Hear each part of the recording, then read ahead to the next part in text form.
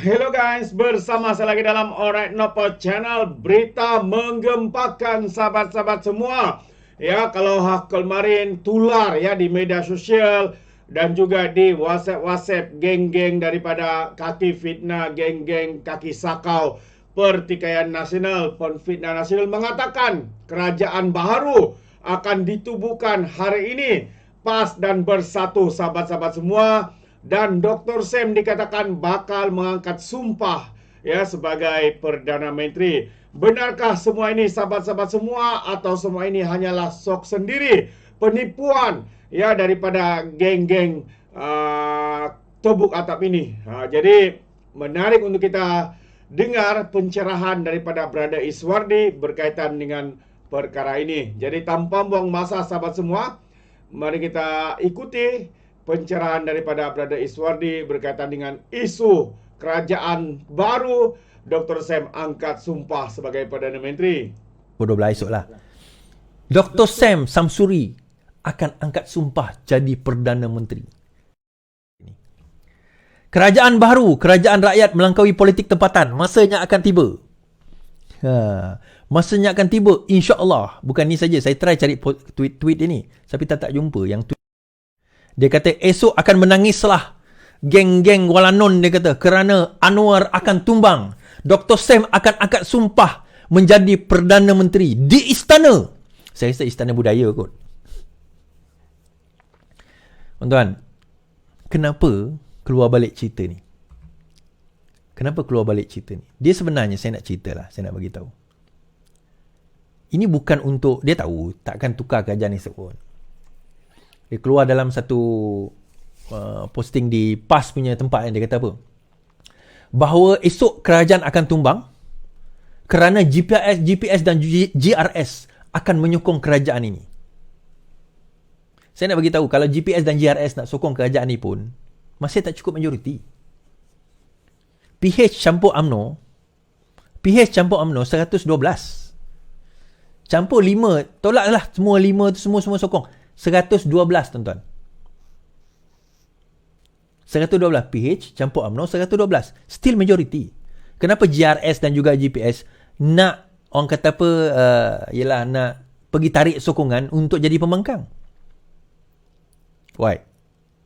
Atas alasan apa? The last people yang akan tarik sokongan untuk jadi pembangkang adalah GPS dengan GRS. Dah bagus aku jadi kerajaan, buat apa aku nak tarik sokongan?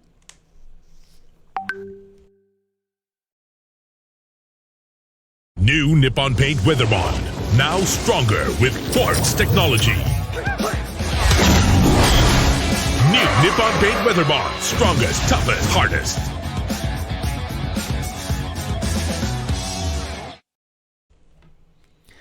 Tapi sebenarnya kenapa? Ini saya nak cerita. Sebenarnya, ini adalah satu amaran dan juga satu signal kepada bersatu. Ini bukan kepada kerajaan ini, kepada bersatu. Bahawa kandidat yang kami nak menjadi Perdana Menteri sebenarnya adalah siapa? Dr. Sam. Tetapi bukan bersatu je tuan-tuan. Kepada siapa?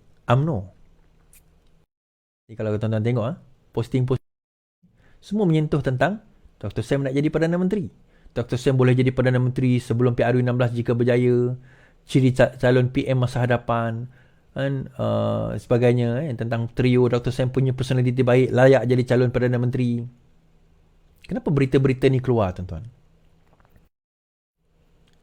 Mereka percaya, okay, saya mula macam ni lah. Mereka percaya bahawa hakikatnya Zahid tak bertahan lama. Okay, saya buka cerita malam ni. Saya nak tuan-tuan share dahulu. Zahid tak bertahan lama. Dia daripada, ini cerita dia, bukan cerita saya, ini cerita dia orang. Kesihatan dia sekarang ini semakin teruk. Cerita dia, bukan cerita saya cerita je. Kesihatan dia, Zahid semakin teruk. The next in line siapa tuan-tuan? Kalau Zahid turun sebagai presiden, the next in line adalah Tok Mat. Tetapi kita ingat, di bawah Naib itu siapa? Siapa yang Tim Hishamuddin? Saya tak nak dedahkan yang bab Tim Hishamuddin siapa dia dalam UMNO tu lah, tuan-tuan boleh fikir sendiri. Bila naik Tok Mat, dia tak ada kekuatan itu. Ini cerita orang, dia orang bukan cerita saya cerita dia orang. Saya ceritakan balik. Dia tak ada kekuatan. Jadi Naib yang pro kepada geng PN ini yang akan kontrol dia. Dan akan ada desakan supaya Tok Mat turun dan Naib ni akan jadi pemangku presiden. Sebaik saja Naib itu menjadi pemangku presiden, KJ akan dibawa balik, Hishamuddin akan di-reinstate, Hisham Jalil akan masuk balik, Syahril akan masuk balik, Syahrir yang keluar sekejap tu akan masuk balik. UMNO akan berada sebagaimana zaman Perikatan Nasional, tetapi lebih kuat tanpa Zahid Hamidi, tanpa tim dia. Ahmad Maslan semua akan out. Ni semua geng Fuad Zakarshi semua akan out ni. Khalid Nordin semua out. Ni semua orang-orang Zahid. So naik saja mereka, UMNO akan tarik sokongan, pergi sokong siapa tuan-tuan? Perikatan Nasional. Di sini timbul menarik. Dia akan kata UMNO 30 kerusi atau kurang, tetapi yang paling banyak kerusi Perikatan Nasional. Yang 5 tu akan lompat balik, jangan risaulah, dia kata. Perikatan Nasional paling ramai. Tetapi dalam Perikatan Nasional yang paling banyak kerusi siapa? PAS. Since PAS paling banyak kerusi, maka selayaknya the next Prime Minister siapa tuan-tuan? Orang daripada PAS lah. Siapa? So dia tolak Dr. Sam. Kenapa tak tolak Haji Hadi? Haji Hadi pun ada masalah kesihatan yang kronik. So Haji Hadi tak boleh. Tetapi Haji Hadi akan diangkat sebagai the Mushidul Am. Dia akan jadi the spiritual leaders. Okeylah, angkatlah dia. Letaklah mana-mana jawatan sekalipun. Dan dia pun tak kisah. Yang penting PAS sekarang yang berkuasa. Sebab itu, bila Kemaman tempoh hari, kenapa dia tolak Dr. Sam? Sebab dia orang tahu tuan-tuan, bila PAS nak naik jadi Perdana Menteri, dia akan dapat tentangan yang paling kuat daripada siapa? GPS, GRS. Kenapa?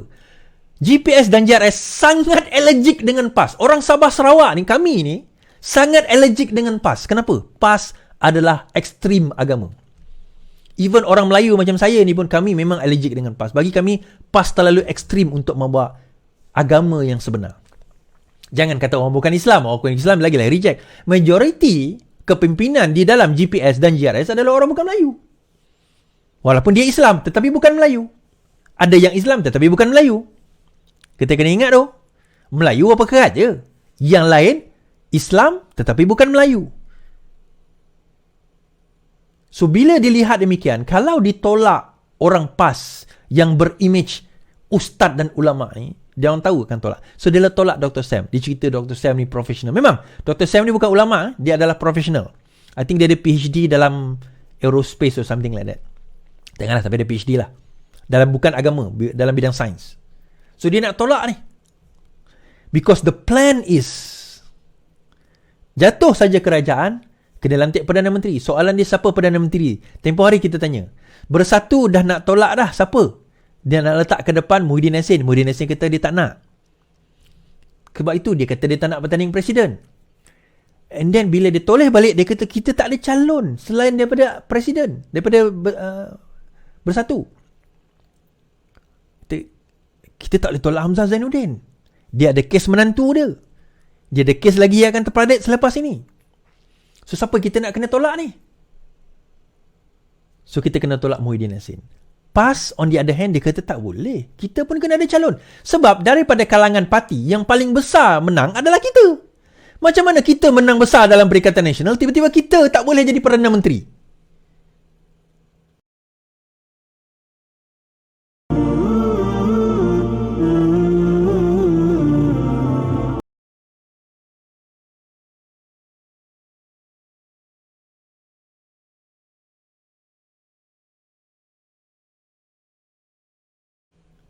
So, kita tak boleh letak image. Sebab apa? Kalau image diletakkan, contohnya dia letak Hadi Awang, dia letak Dusuki tak boleh lah kan? Dia tak tanding kan? Dia letaklah mana-mana image Ustaz lain, Tuan Ibrahim, Tuan Man ke?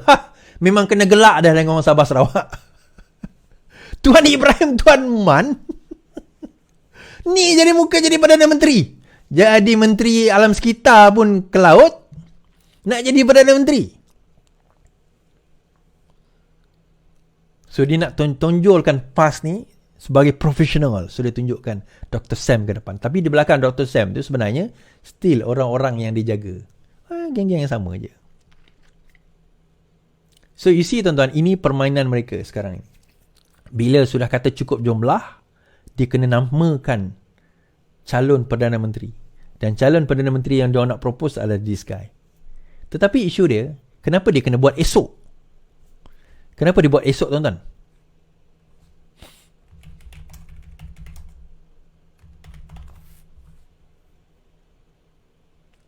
Kenapa esok? Kerana pada 31 hari bulan Januari 2024, yang di-Pertuan Agong yang baru adalah insya-Allah Sultan Johor Sultan Ibrahim Iskandar akan dipilih menjadi yang di-Pertuan Agong ke-17. Kenapa esok is? Dia macam ni lah tuan-tuan. Ini kemungkinan lah. Esok, bukanlah esok dalam minggu ni, esok minggu depan cuti dah. Tahun baru mungkin yang di-Pertuan Agong akan ambil cuti. Sebelum nak serahkan balik tugas, mungkin akan ambil cuti. Ujung tahun sehingga awal tahun hadapan akan ambil cuti. So, tempoh yang diorang ada sebelum yang di-Pertuan Agong baru ada, tempoh ni lah. Nak kena tukar cepat ni. Kan? Nak kena tukar cepat. Alright guys, so itu dia pencerahan daripada Brother Iswardi. Jadi jelas sahabat semua, ini adalah permainan persepsi yang kononnya ya PAS dan Bersatu akan jadi kerajaan. Betapa terdesaknya mereka sahabat semua sehingga sanggup membuat satu berita ya perkara mengumumkan kepada penyokong-penyokong mereka, kepada walaun-walaun mereka, lebay-lebay kononnya kerajaan akan bertukar. Dr. Sam akan angkat sumpah. Ya, betapa rakus, betapa bermimpi bahasanya mereka sahabat semua. Inilah betapa saya pun tidak tahu apa mau cakap. Mungkin gila kuasa. Ya, mungkin mereka masih bermimpi di siang hari sahabat-sahabat semua. Kononnya hari inilah kerajaan baru akan bertukar. Konon hari inilah ya Dr. Sam akan angkat sumpah. Kita tunggu sepanjang hari ini, benarkah semua ini akan berlaku sahabat-sahabat semua, atau jelas bahwa semua ini hanyalah penipuan, pembohongan besar daripada geng-geng kaki fitnah, geng-geng kaki sakau, geng-geng terbuka tapi ini. Apa pandangan anda? Anda boleh berikan di dalam ruangan komen. Terima kasih. Izinkan saya untuk mengundurkan diri, dan seperti biasa peribahasa mengatakan tapak pun cangkap, 2 ton keinginan. Dalam bahasa Melayunya, tepuk dada, tanya selera. Sekian daripada Alright Nampak Channel. Kita berjumpa lagi. Bye-bye.